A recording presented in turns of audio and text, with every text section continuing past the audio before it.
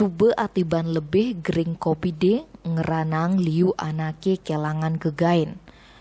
Kitu masih pejalan Putu Agus Astina Putra alias Tolor, asal Banjar Dinas Gunung Sekar, Desa Selat, Kecamatan Sukesade, ane keselek ngemaling sepeda motor, gelahne Putu Megarini Sukarini Putri di umah kosan Jalan Serikandi Gang Delima, nomor 28 Desa Sambangan, Kecamatan Sukesade.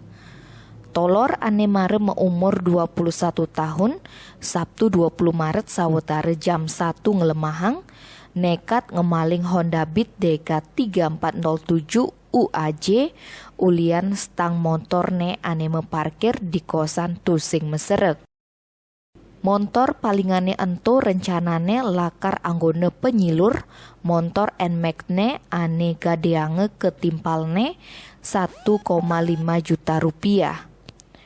Ulian sing idang nebus laut iya ngemaling montor lakar anggone nukarin.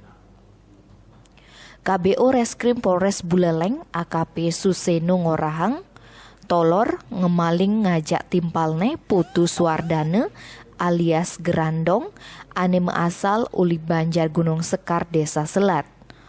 Ulian ngemaling mekedua kejerat pasal 363 ayat 1, ketiga lan keempat KUHP ancaman bogolan pitung tiban. Tim Bali Express ngelaporang.